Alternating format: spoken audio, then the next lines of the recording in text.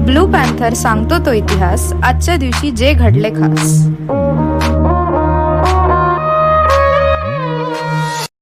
12 April सम्यक वाचा.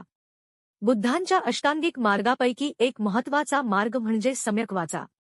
आपण काय बोलतो आणि कसे बोलतो याचा प्रभाव आपल्या आणि इतरांच्या आयुष्यावर पडत असतो. बुद्धांनी बोलण्यापूर्वी स्वतःला 3 प्रश्न विचारायला सांगितले आहेत.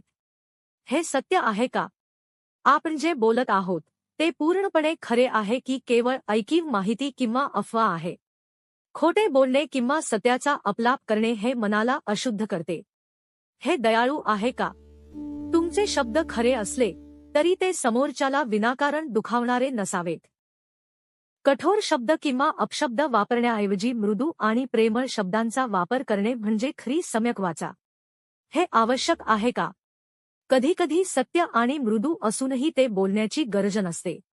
विनाकारण गप्पा मारणे किंवा चहाड्या करणे यापेक्षा मौन पाळणे केव्हाही चांगले. जर या 3 निकषांवर तुमचे बोलणे उतरत नसेल तर शांत राहणे हाच सर्वोत्तम पर्याय आहे.